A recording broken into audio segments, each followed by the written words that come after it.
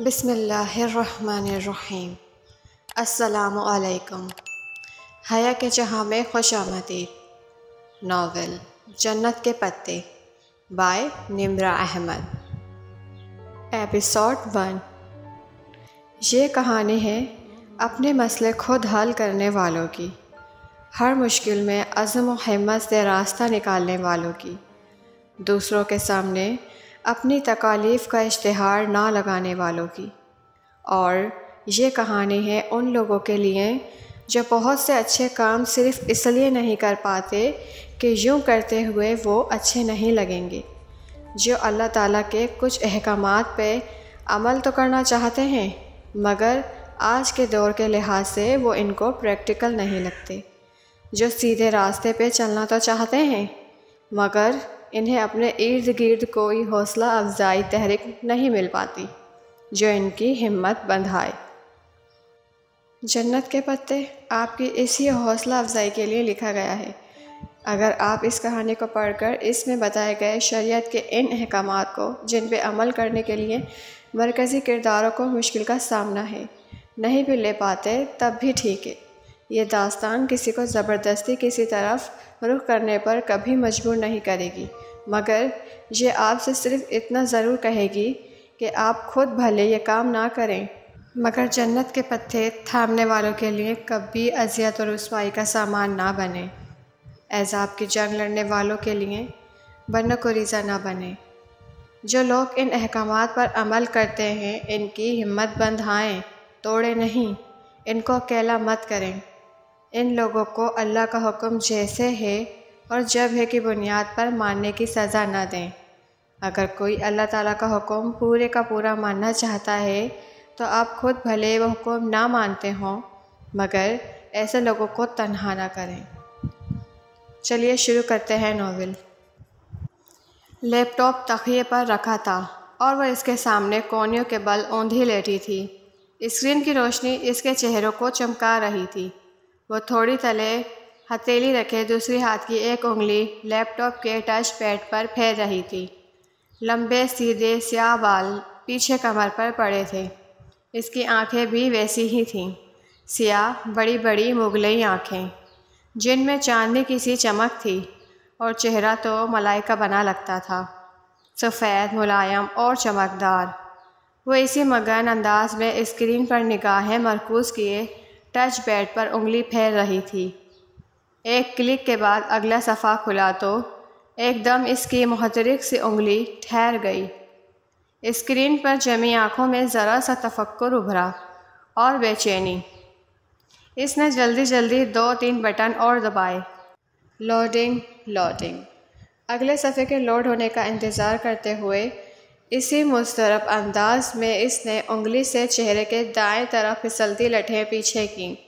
چند سیکنڈ بعد صفحہ لوڈ ہو گیا تھا۔ وہ بے چینی سے چہرہ اسکرین کے قریب لائی تو سلکی بالوں کی چند لٹھیں پھر سے شانے پر پھسل کر آگے کو گریں۔ جیسے جیسے وہ پڑھتی گئی اس کی سیاہ آنکھیں حیرت سے پھیلتی گئیں، لب ذرا سے کھل گئے اور پورا وجود بے یقینی میں ڈوب گیا۔ ڈھیر سارے لمحے لگے تھے اسے خود کو یقین دلانے میں کہ وہ جو پڑھ رہی ہے بالکل سچ ہے۔ جیسے ہی اس کے ذہن نے یقین کی دھرتی کو چھوا وہ ایک جھٹکے سے اٹھ بیٹھی۔ اس کا سیل فون سائڈ ٹیبل پر رکھا تھا۔ اس نے ہاتھ بڑھا کر سیل فون اٹھایا اور جلدی جلدی کوئی نمبر ملانے لگی۔ رات کی مقدس خاموشی میں بٹنوں کی آواز نے ذرا سا ارتعاش پیدا کیا۔ اس نے فون کان سے لگایا، دوسری جانب گھنٹی جا رہی تھی۔ ہیلو زارا، شاید رابطہ مل گیا تھا۔ تبھی وہ دبے دبے جوش سے چہکی، کیسی ہو؟ سو تو نہیں گئی تھی؟ حیا بول رہی ہوں۔ دوسری طرف اس کی دوست کچھ کہہ رہی تھی۔ وہ لمحے بھر کو سننے کے لیے رکی، پھر دھیرے سے ہنس دی۔ ساری باتیں چھوڑو زارا، میرے پاس جو بڑی خبر ہے وہ سنو۔ اب وہ عادتاً سیاہ بالوں کی ایک موٹی سی لٹ انگلی پہ لپیٹے کہہ رہی تھی۔ تم یقین نہیں کرو گی، میں جانتی ہوں۔ ارے نہیں، داور بھائی کی شادی کے متعلق نہیں ہے۔ دوسرے جانب زارا نے کچھ کہا تو اس نے فوراً تردید کی، بلکہ یوں کرو تم غیظ کرو میں تمہیں کیا بتانے والی ہوں۔ اس نے ایک ہاتھ سے لیپ ٹاپ پرے کیا اور تکیہ نکال کر بیک گراؤنڈ کے ساتھ سیدھا لگایا۔ پھر اس نے ٹیک لگا کر پاؤں سیدھے کر لیے اور ساتھ ساتھ نفی میں سر ہلاتی زارا کے کہے اندازوں کی تردید بھی کرتی جا رہی تھی۔ نہیں، بالکل نہیں، ایسا تو نہیں ہے۔ ارے میری شادی وغیرہ نہیں ہو رہی۔ جی نہیں، ارم کی بھی نہیں ہو رہی۔ سیریسلی زارا، تمہاری سوچ بس یہیں تک ہے۔ اب کان کھول کر سنو، تمہیں وہ ایراسمس منڈس ایکسچینج پروگرام یاد ہے جس کے لیے ہم نے اپلائی کیا تھا؟ کین یو بلیو اٹ زارا کہ مجھے پوری یورپین نے اسکالرشپ کے لیے سلیکٹ کر لیا ہے۔ دوسری جانب زارا اتنی زور سے چیخی کہ موبائل کا اسپیکر آف ہونے کے باوجود اس کی چیخ سارے کمرے میں سنائی دی۔ بالکل سچ کہہ رہی ہوں میں زارا، ابھی 15 منٹ پہلے مجھے یونیورسٹی کی طرف سے میل ملی ہے۔ اس نے ساتھ ہی ایک ہاتھ سے پرے پڑے لیپ ٹاپ کا رخ اپنی جانب کو موڑا اور سر آگے کو کر کے غور سے دوبارہ دیکھا۔ ہاں، 15 منٹ پہلے ہی ٹھیک 9:30 بجے سلیکشن کی میل آئی ہے۔ تم بھی فوراً چیک کرو، تم نے بھی تو اپلائی کیا تھا، تمہیں بھی میل آئی ہوگی۔ نہیں، اسپین کی ریوسٹو نے نہیں، بلکہ ترکی کی سمبھاجی یونیورسٹی نے ہمیں سلیکٹ کیا ہے، اور اب ہم ایک سیمسٹر پڑھنے 5 ماہ کے لیے استنبول جا رہے ہیں۔ لیپ ٹاپ کی اسکرین اندھیر ہوئی تو اس نے اسے ہاتھ سے دبا کر بند کیا، پھر تار نکال کر سائڈ ٹیبل پر رکھ دیا۔ ہاں، میں نے سمبھاجی کو نیٹ پر دیکھا ہے، بہت ہی خوبصورت یونیورسٹی ہے۔ وہ لمحے بھر کو خاموش ہو گئی۔ دوسرے جانب سے غالباً استفسار کیا گیا تو وہ گویا ہوئی۔ بس ایک چھوٹا سا مسئلہ ہے، لیکن ہم اس کے بارے میں اپنی فیملیز کو آگاہ نہیں کریں گے۔ دھیمی آواز میں بولتے ہوئے اس نے گردن موڑ کر بند دروازے کو دیکھا۔ دراصل سمبھاجی میں لڑکیوں کے ہیڈ اسکارف پر پابندی ہے، ادھر سر ڈھکنا منع ہے۔ گھر والوں کو بتا کر منتفر کرنے کے بجائے اس بات کو گول کر جانا۔ ویسے بھی ہم دونوں میں سے کوئی اسکارف نہیں لیتا۔ اس پل کھڑکی کے اس پار کچھ کھڑکا تھا۔ وہ چونک کر دیکھنے لگی۔ قد آدم کھڑکیوں کے آگے بھاری پردے تھے، البتہ پیچھے جالیاں کھلی تھیں۔ شاید اس کا وہم تھا۔ وہ سر جھٹک کر فون کے جانب متوجہ ہو گئی۔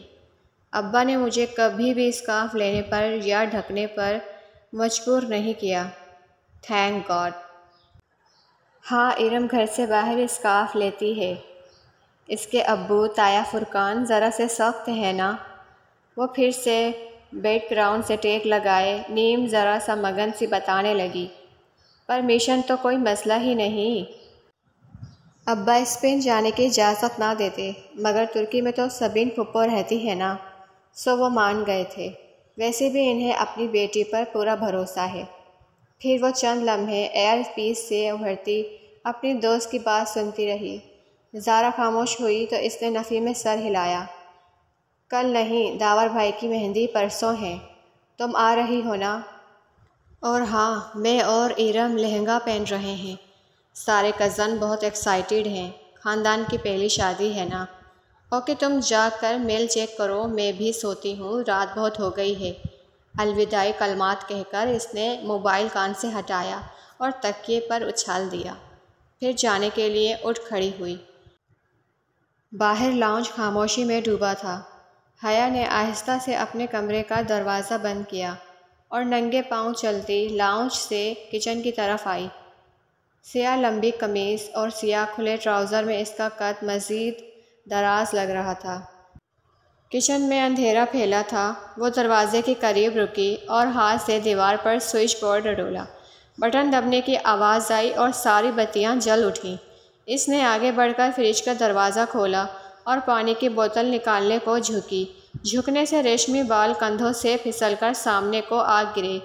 حیا نے نزاکت سے انگلی سے ان کو پیچھے ہٹایا اور بوتل نکال کر سیدھی ہوئی، پھر کاؤنٹر پر رکھے ریک سے شیشے کا گلاس اٹھایا اور بوتل اس میں انڈیلی۔ پانی کی ندی سی گلاس میں گرنے لگی۔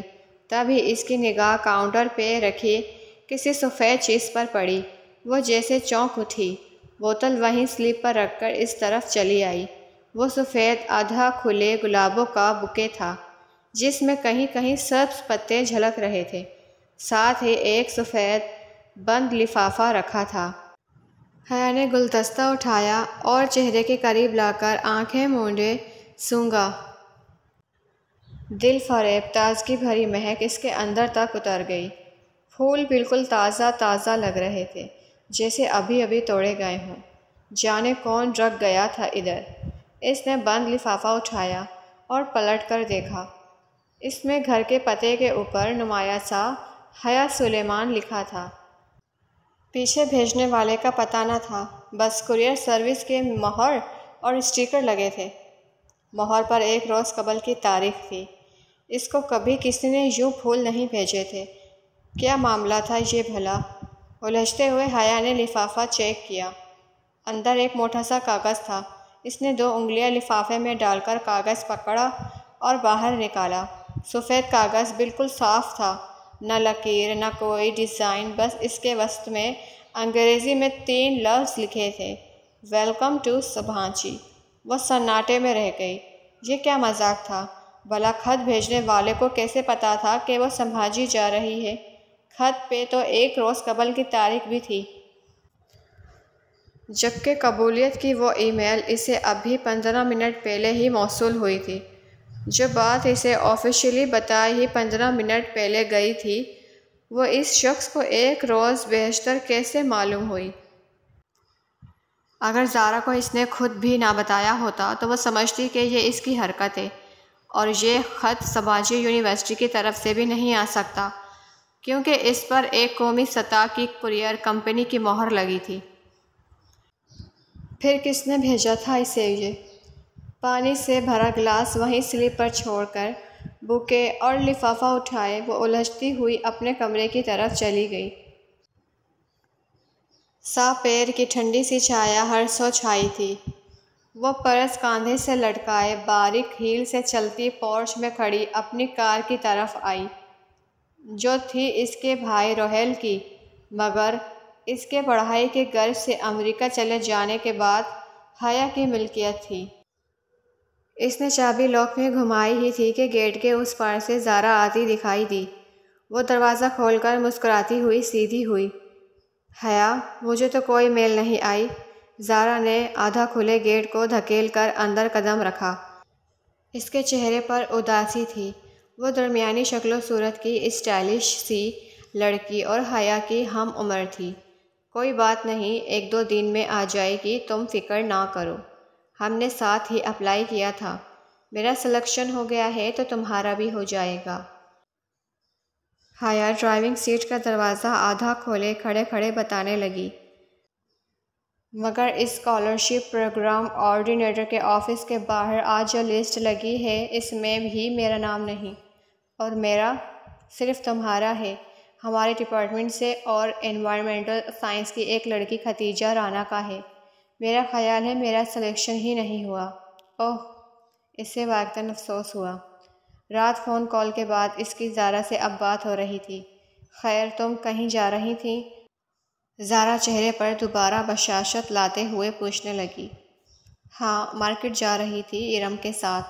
داور بھائی کی منگنی کا فنکشن ہے اور میرے لہنگے کے ساتھ کی ہائی ہیلز گم ہو گئی ہیں، شاید کام والی اٹھا کر لے گئی۔ اب نئے جوتے لینا پڑیں گے۔ تم چلو گی؟ وہ گاڑی سے کونی لگائے تفصیلاً بتانے لگی۔ اس وقت وہ ہلکی آسمانی لمبی قمیص اور تنگ چوڑی دار پاجامے میں ملبوس تھی۔ قمیص کا دامن ٹخنوں سے ذرا اوپر تک تھا۔ ہم رنگ دوپٹہ گردن کے گرد لپیٹا تھا۔ بال کمر پر گرے ہوئے تھے اور عادتاً آنکھوں میں گہرا سا کاجل ڈالا ہوا تھا۔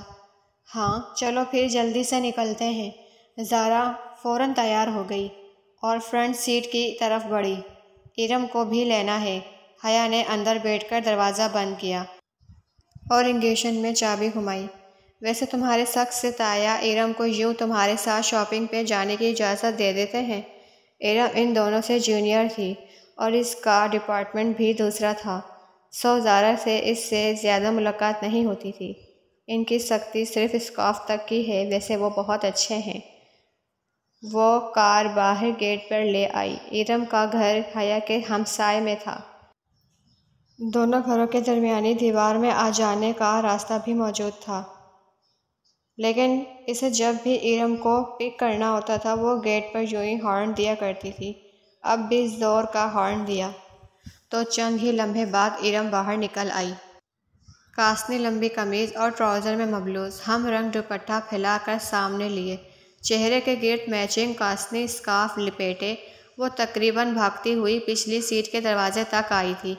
ہیلو حیا، ہیلو زارا، بے تکلفی سے چہکتے ہوئے اس نے اندر بیٹھ کر دروازہ بند کیا۔ حیا کے ساتھ آؤٹنگ کے پروگرام اسے یوں ہی خوش کیا کرتے تھے۔ کیسی ہو ارم، تم سے تو ملاقات ہی نہیں ہو پاتی۔ زارا نے ترچھی ہو کر رخ پیچھے کیا۔ آپ کو ڈپارٹمنٹ دور پڑتا ہے نا، تب ہی۔ اور ہاں، حیا بتا رہی تھی آپ لوگوں کا ترکی کا سلیکشن آ گیا ہے۔ میں سلیکٹ نہیں ہوئی، حیا ہو گئی ہے۔ خیر، اس میں کوئی بہتری ہوگی۔ تم نے نہیں اپلائی کیا تھا؟ ابا جان اجازت دیتے تب نا۔ وہ اداس ہو گئی۔ ویسے پیرنٹس کو اتنا سخت نہیں ہونا چاہیے، زارا نے کہا۔ حیا نے اسے تدبیری نظروں سے گھورا، کہیں پہلے سے احساس کم تری میں مبتلا ارم مزید اداس نہ ہو جائے، مگر زارا گردن موڑے پیچھے دیکھ رہی تھی، اور ارم حسب توقع اداس ہو گئی تھی۔ ابا جان بھی پتہ نہیں کس پر چلے گئے۔ اتنی گرمی میں اسکارف لینا آسان ہوتا ہے کیا؟ اور کل مجھے مہندی کے لہنگے پر بھی آدھی آستینیں نہیں بنانے دی۔ حیا کی بھی تو آدھی آستینیں ہیں، کتنی اچھی لگتی ہیں، مگر ابا ذرا بھی سلیمان چچا جیسے نہیں ہیں۔ ارم تمہیں آج کیا لینا ہے؟ میں نے تو جوتے لینے ہیں۔ اس نے اپنی خوف کو چھپاتے ہوئے بات کا رخ بدلا۔ ارم کا بھی ہر وقت کا شکایتی رویہ اسے بے حد برا لگتا تھا۔ چوڑیاں لینی ہیں، مگر لہنگے کے بلاؤزر کی فل سلیوز کے ساتھ چوڑیاں بھی اچھی نہیں لگیں گی۔ وہ منہ بسورے پھر سے شروع ہو گئی تو حیا نے سر جھٹک کر سی ڈی پلیئر آن کر دی۔ آصف اسلم کا گیت بلند آواز سے گونجنے لگا تو ارم کو خاموش ہونا پڑا۔ جینت سپر مارکیٹ پہنچ کر ارم تو چوڑیاں ڈھونڈنے نکل گئی، جبکہ وہ دونوں میٹرو شوز پر آ گئیں۔ یہ گولڈن والا جو تیسرے نمبر پر رکھا ہے، یہ دکھائیں۔ بہت دیر بعد ایک اونچی ہیل اس کی نظر میں جچی تھی۔ یہ والا میڈم۔ سیلس مین نے پورا جوڑا نکال کر اس کے سامنے رکھا۔ وہ میز پر پنجوں کے پل بیٹھا تھا، جبکہ حیا اور زارا سامنے کاؤنٹ پر بیٹھی تھیں۔ پہنا دوں میم؟ بہت مہذب اور شائستہ انداز میں پوچھنے ہوئے سیلس مین نے ہاتھوں میں پکڑا جوتا اس کے پاؤں کے قریب کیا، جو خوبصورت ہیلز میں مقید تھا۔ میرے ہاتھ نہیں ٹوٹے ہوئے، میں خود پہن سکتی ہوں۔ جی شیور، یہ لیجئے۔ سیلس مین نے مسکرا کر جوتا اس کی طرف بڑھایا۔ اس نے اسے یوں پکڑ رکھا تھا کہ اسے تھامتے ہوئے حیا کی انگلیاں لازماً اس کے ہاتھ سے مس ہوتیں۔ سامنے رکھ دو، میں اٹھا لوں گی۔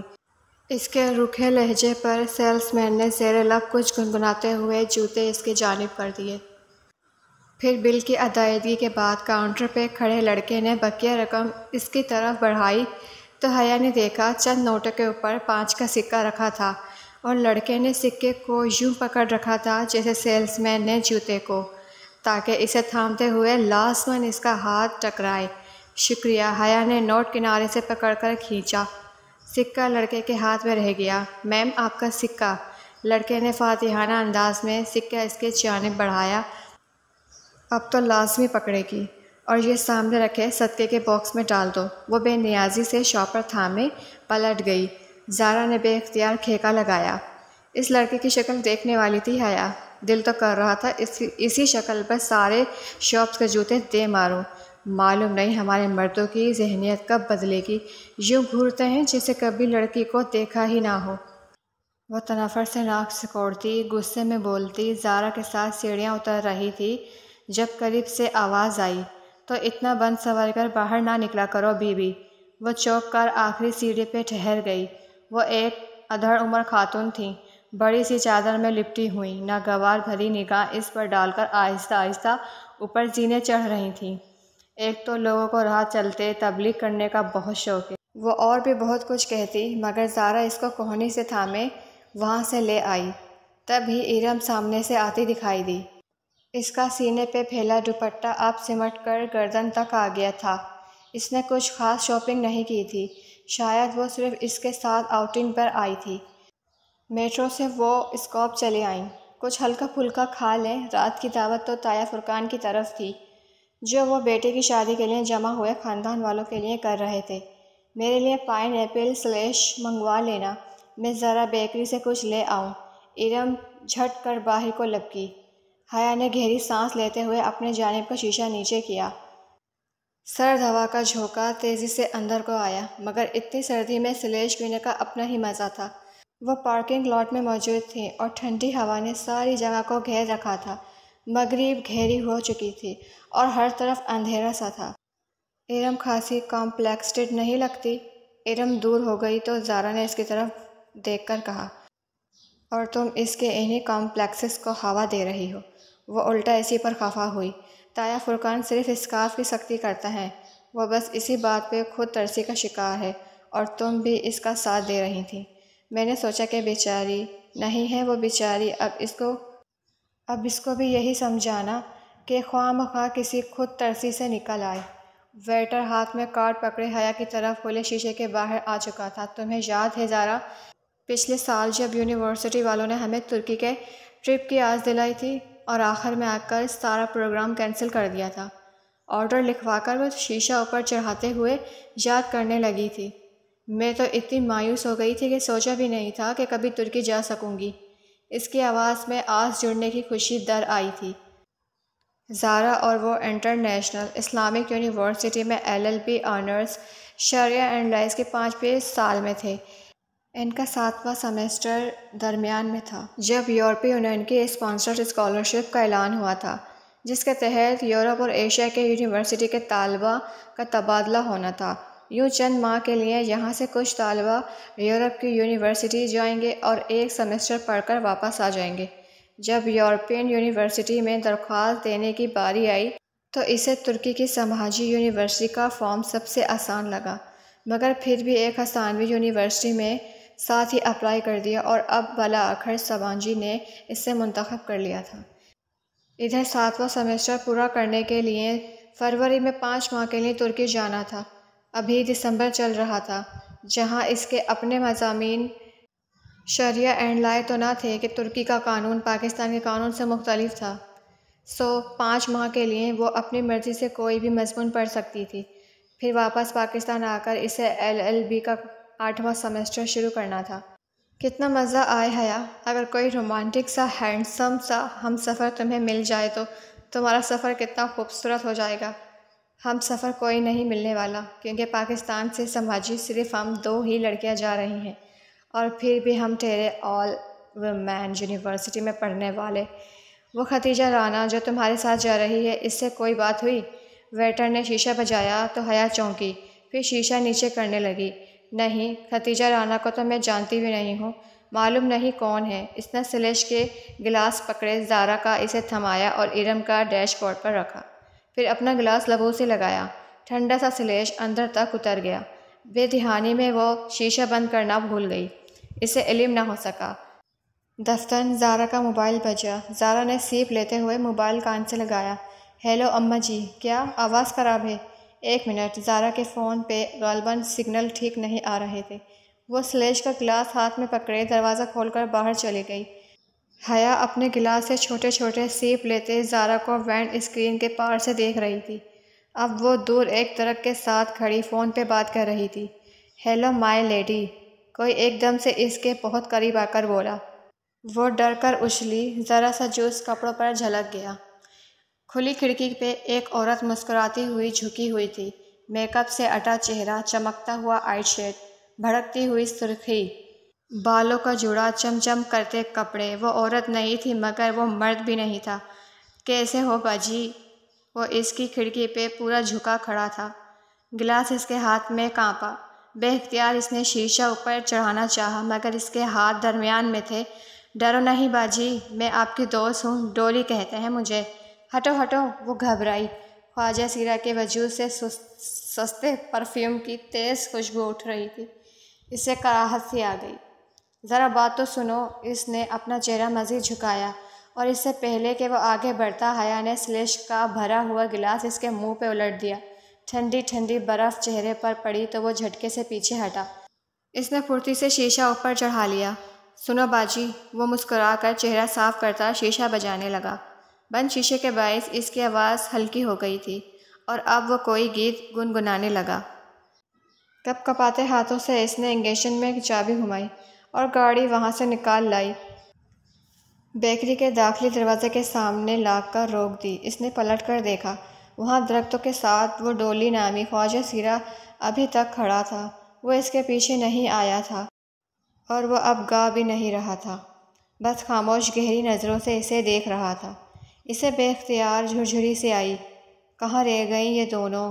اس نے جھنجھلا کر ہارن پر ہاتھ رکھ دیا، پھر گردن موڑ کر دوبارہ دیکھا۔ وہ ابھی تک اسے ہی دیکھ رہا تھا۔ ایرم اور زارا کو ڈراپ کر کے وہ سیدھی اپنے کمرے میں آئی تھی۔ ڈنر کا وقت ہونے لگا تھا۔ اس نے کپڑے ڈنر کی مناسبت سے ہی پہنے تھے، مگر جوس جھلکنے سے ذرا سا داغ پڑ گیا تھا۔ اس نے جلدی سے دوپٹے کا وہ حصہ دھو کر استری کیا۔ اسے رہ رہ کر وہ خواجہ سیرا یاد آ رہا تھا۔ اس برادری کے لوگ اکثر آ کر پیسے مانگتے ہیں، مگر ایسی حرکت تو کبھی کسی نے نہیں کی تھی۔ اس خواجہ سیرا کی عجیب سی نگاہیں اور انداز، اسے پھر سے جھرجھری آئی۔ پھر جب اپنی تیاری سے مطمئن ہو کر وہ باہر آئی اور لابی کا دروازہ کھولا تو پاؤں کسی چیز سے ٹکرایا۔ وہ چونک گئی۔ دروازے کے ساتھ فرش پہ سفید آدھے کھلے گلابوں کا بوکے تھا۔ وہ جھکی اور بوکے اٹھایا، ساتھ میں ایک بند لفافہ بھی تھا۔ وہ دونوں چیزیں اٹھا کر سیدھی ہوئی اور لفافہ کھولا، جس پہ حیات سلیمان لکھا تھا۔ اندر وہی سفید بے سطر چوکور کاغذ تھا۔ اس کے وسط میں اردو میں لکھا تھا، امید کرتا ہوں کہ آپ کا آج کا ڈنر اچھا گزرے گا۔ اس نے لفافہ پلٹ کر دیکھا، کہیں بھی کچھ اور نہیں لکھا تھا، بس لفافے پہ گزشتہ روز کی مہر لگی تھی۔ اور کون تھا یہ اور کیوں اس سے پھول بھیج رہا تھا؟ وہ بوکے اور خط کمرے میں رکھ کر سارے معاملے پر الجھتی باہر آئی۔ تایا فرقان کے گھر خوب چہل پہل لگی تھی۔ لاؤنج میں سب کزنز بیٹھے تھے۔ ایک طرف خواتین کا گروہ خوش گپیوں میں مشغول تھا، مرد حضرات یقیناً ڈرائنگ روم میں تھے۔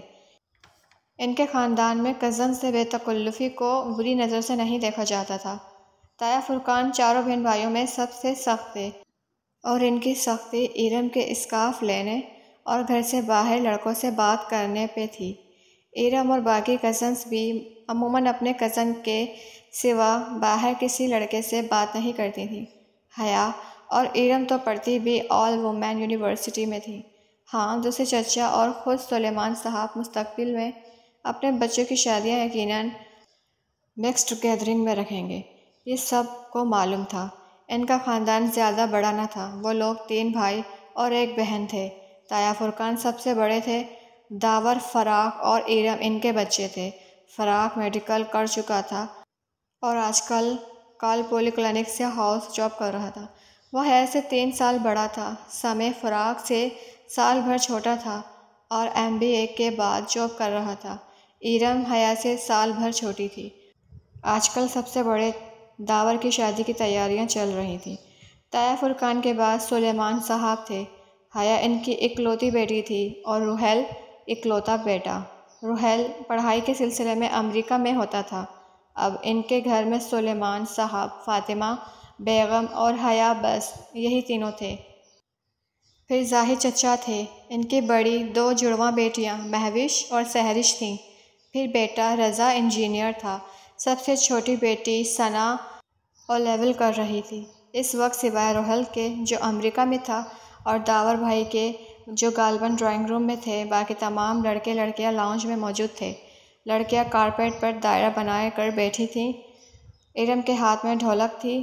اس کا دوپٹہ سر سے ڈھلک کر کاندھے پر آ گیا تھا۔ اگر ابھی تایا فرقان آ جاتے تو وہ فوراً سے اس کو سر پہ لے لیتی اور وہ مہوش، سہرش اور ثنا کے ہمراہ سر ملا رہی تھی، جبکہ رضا، فراق اور سمے اوپر کی کرسیوں پہ بیٹھے مذاقاً لڑکیوں کی طرف فرقے اچھال رہے تھے۔ Hello every one. وہ سینے پہ ہاتھ باندھے چلتی ہوئی ان کے قریب آ کر رکی تو سب کی نگاہیں اس کے جانب اٹھیں۔ سفید چہرے کے دونوں اطراف میں گرتے سیدھے سیاہ بادل اور بڑی بڑی کاجل سے لبریز آنکھیں۔ وہ تھی ہی اتنی حسین کہ ہر اٹھتی نگاہ میں ستائش امنڈ آئی۔ حیا کیسی ہو؟ آؤ چلو ان لڑکوں کو ہراتے ہیں، آؤ بیٹھو نا۔ بہت سی آوازیں اسے ٹکرائیں، مگر اس نے بے نیازی بھری مسکراہٹ سے شانے اچکائے۔ پہلے میں سائمہ تائی کی کچن میں ہیلپ کرا دوں۔ اس نے ارم کی امی کا نام لیا، جن کو اس نے آتے ہوئے اٹھ کر کچن کی طرف جاتے ہوئے دیکھا تھا۔ سائمہ تائی نے یقیناً اس کو آتے نہیں دیکھا تھا، ورنہ اسے بلوا لیتی۔ ارم سے زیادہ سمجھدار تو بقول ان کی حیا تھی۔ سائمہ تائی کے پیچھے زاہد چچا کی بیگم عابدہ چچا بھی چلے گئیں۔ اب صوفہ پہ حیا کی امی فاطمہ بیگم بیٹھی تھیں۔ اماں میں ذرا سائمہ تائی کی ہیلپ کرا دوں۔ ان کو اپنی طرف دیکھتا پا کر اس نے اپنی بات دہرا دی تو انہوں نے مسکرا کر سر ہلایا۔ وہ مطمئن سی آگے بڑھ گئی۔ راہداری پار کر کر کچن کے دروازے کی سمت بڑھی ہی تھی کہ سائمہ تائی کی تیز آواز سماعت سے ٹکرائی، جیسے میں جانتی ہی نہیں ہوں کہ یہ سارے رنگ ڈھنگ کس کے لیے ہوتے ہیں۔ ایک میرے ہی بیٹے ملے ہیں اس کو پاگل بنانے کے لیے۔ وہ بے اختیار 2 قدم پیچھے دیوار سے جا لگی۔ یہ سائمہ تائی کس کی بات کر رہی تھیں؟ تبھی میں کہوں بھابھی کہ رضا کیوں ہر وقت حیا حیا کرتا ہے؟ وہ عابدہ چچی تھیں۔ اپنے نام پہ وہ چوک سی گئی۔ وہ کہہ رہی تھیں، پچھلی دفعہ جب ہم سلیمان بھابھی کے گھر کھانے پر آئے تھے تو کیسے بن ٹھن کے تیار پھر رہی تھی۔ تب سے رضا میرے پیچھے پڑا ہے کہ حیا کا رشتہ مانگے۔ اس لڑکی کو لڑکوں کو متوجہ کرنے کا فن آتا ہے۔ عابدہ کتنی مشکل سے داور کے دل سے اس کا خیال نکالا تھا میں نے اور فرقان نے۔ وہ تو اڑ ہی گیا تھا کہ شادی کرے گا تو صرف حیا سے، مگر جب فرقان نے سختی کی کہ بھلا ایسی بے پردہ اور آزاد خیال لڑکی کو اپنی بہو بنا کر ہم نے اپنی آخرت تھوڑی بگاڑنی ہے، تب کہیں جا کر وہ مانا۔ مگر اب فراق، کیا کروں اس لڑکے کا؟ یہ ابھی بھی اسی طرح کیل کانٹوں سے لیس ہو کر آ جائے گی اور فراق پھر اس کے جانے کے بعد ضد پکڑ لے گا۔ اب میری ارم بھی تو ہے، مجال ہے کہ سر سے دوپٹہ لیے بغیر گھر سے نکلے۔ سائمہ تائی فخر سے کہہ رہی تھی، اور وہ دھواں دار ہوتے چہرے کے ساتھ بمشکل دیوار کا سہارا لیے کھڑی تھی۔ اسے لگا کہ اگر اس نے مزید کچھ سنا تو اس کے اعصاب جواب دے جائیں گے۔ بوقت اپنے وجود کو سنبھالتے وہ واپس پلٹ آئی۔ کسی بات پہ ہنستے ہوئے فراق کی نگاہ اس پر پڑی جو راہداری سے چلتی آ رہی تھی تو اس کی ہنسی تھم گئی۔ وہ بے اختیار مسکرایا۔ قبول صورت سا فراق، جس کی رنگت لفٹ روٹین کے باعث مزید سنبھلا گئی تھی، مگر مسئلہ اس کی واجبی شخصیت یا حیا کی بے پردگی کا نہ تھا۔ اصل بات تو وہ سب جانتے تھے، پھر بھلا اس کے بارے میں رضا یا فراق نے سوچا بھی کیسے؟ وہ ایک سپاٹ نگاہ فراق پہ ڈال کر چپ چاپ فاطمہ بیگم کے ساتھ صوفے پر بیٹھی۔ تمہیں کیا ہوا ہے؟ انہوں نے غور سے اس کے چہرے کو دیکھا اور پوچھا۔ کچھ نہیں اماں، وہ بد وقت خود کو نارمل کر پائی۔ فاطمہ مطمئن ہو گئی اور وہ سائمہ تائی کے بارے میں سوچنے لگی، جن کا حیا میری جان کہتے ہوئے منہ نہ تھکتا تھا، اور تایا فرقان کے لیے تو وہ بڑی بیٹی تھی، لیکن اندر سے ان لوگوں کے ایسے خیالات ہوں گے وہ گمان بھی نہیں کر سکتی تھی۔ وہ پھول وہ بھی رضا یا فراق میں سے کسی نے بھیجے ہوں گے، مگر کل رات جب پہلی دفعہ پھول آئے تھے تب تو فراق نائٹ ڈیوٹی پہ تھا، اور رضا وہ تو اسلام آباد میں ہے، مگر ان دونوں میں سے کسی کو اس کے سماجی کے سلیکشن کے بارے میں کیسے معلوم ہو سکتا ہے؟ شاید جب وہ زارا کو فون پہ بتا رہی تھی تب کھڑکی کے باہر کچھ کھڑکا تھا۔ وہ جو کوئی بھی تھا یقیناً اس نے کھڑکی کے باہر سے ساری باتیں سن لی ہوں گی، اور سن کر ہی وہ خط لکھ کر پھولوں کے ساتھ ادھر گیا ہوگا، مگر اس پہ تو کورئر کی 1 روز قبل کی مہر تھی۔